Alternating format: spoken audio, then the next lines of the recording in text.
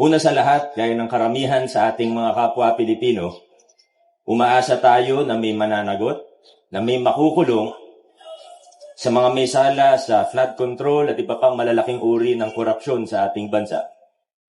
Siyempre, tayo sa Lungsod Pasig, mas makakatulong tayo sa mga kaso ng gaya ng kay Diskaya, dun sa COA Commissioner na si Lipana. Bakit?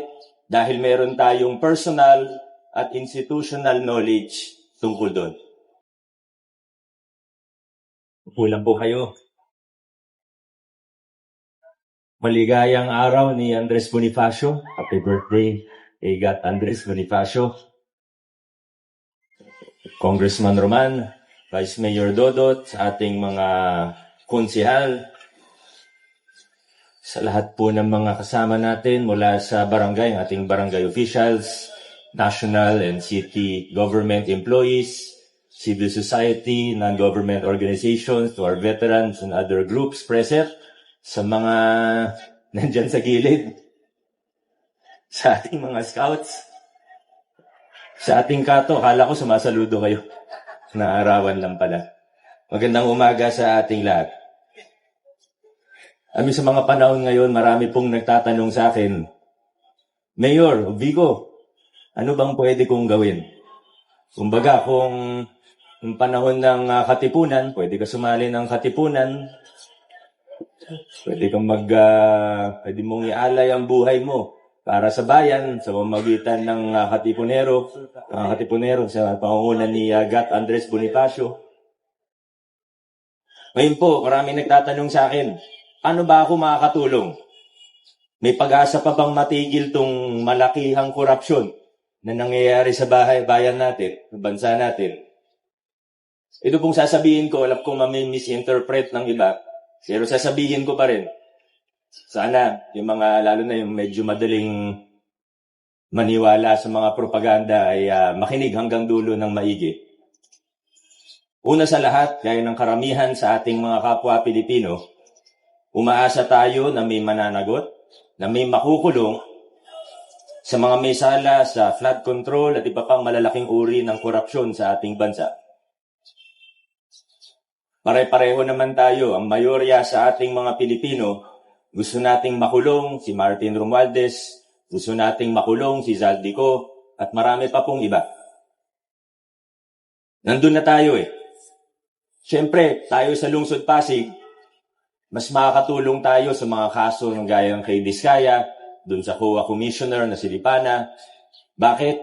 Dahil meron tayong personal at institutional knowledge tungkol doon. Meron tayong ebidensya. Hindi lang tayo nagsasalita. May katibayan tayo. Kahit nung wala pang ingay doon, tumutulong na tayo. Nagki-case build up na tayo. Pero lahat, siyempre, gusto nating mapanagot. Nakita natin kung gaano kalawak na yung pinag-uusapan nating korupsyon. Hindi bago, pero at least ngayon kita na ng taong bayan kung ano ba talagang totoong nangyayari. Galit ang tao. Kaso itong problema. Pagkatapos ng lahat ng ito, pagtahimik na ulit, pagkalmado na ulit, anong mangyayari? Saan tayo pupulutin pagkatapos ng lahat ng ito? Nagkaroon na ng 2 people power dahil sa korupsyon. May nakunbit ng dating Pangulo dahil sa plunder. Di na ba natin naalala? Nakalimutan na ba natin? Pero ano nangyari pagkatapos nun? Maaaring meron naman kahit papano. Nagbago naman siguro kahit papano. Pero di may kakaila na laganap pa rin ang korupsyon. Sabi ng marami, sentimento ng maraming Pilipino, para bang lumala pa ito. Mga Pasigenyo, walang shortcut dito. Kailangan nating unti-unting baguhin ang sistema at kultura ng paggugoberno sa ating bayan. We must start denormalizing corruption and strengthening the institutions that lead to transparency, accountability, and justice. There are no shortcuts. Kasama rito sa sinasabi nating denormalization, ang paglaban natin mula sa pinakamalalaki hanggang sa mas maliit, gaya ng pagtanggi, sa pagbibigay o pagtanggap ng suhol, pati yung mga akala nating maliliit lang na bagay, yung nakasama na sa kultura natin. Halimbawa, yung pagpipigyan natin parati ang ating kaibigan dahil malapit sa atin, bibigyan si kumare, si kumpare. Akala natin minsan maliit na bagay, akala natin wala lang, pero walang malaki na hindi nagsimula sa maliit. These little things, the small rules we break and ignore, they have strengthened the larger ecosystem of corruption and the culture of impunity. Ngayon, dito sa Pasig, salamat sa mga Pasigenyo dahil dito sa Pasig, ito naman yung sinusubukan at napagtatagumpayan natin mula 2019. Binabago natin yung kultura natin mismo. Pagkatapos nun, binabago natin ang sistema natin. Pero bago tayo mainip, bago tayo tumanaw sa malayo, at sa halip na mawalan tayo ng pag-asa sa mga bagay na hindi natin kontrolado, let's denormalize corruption here. How? Paano? Linisin muna natin ang nasa loob ng ating sariling bakuran. Sige, city government, marami nang na-improve. Hindi ko sinasabing perpekto, hindi natin kailanman masasabi na perpekto, pero hindi natin maitatanggi na napakalaki na ng na-improve, ng nailinis ng ating pamahalaang lungsod. Tuloy-tuloy pa rin po yun. Pero kailangan tumagos din ang mga pagbabago sa ating mga barangay.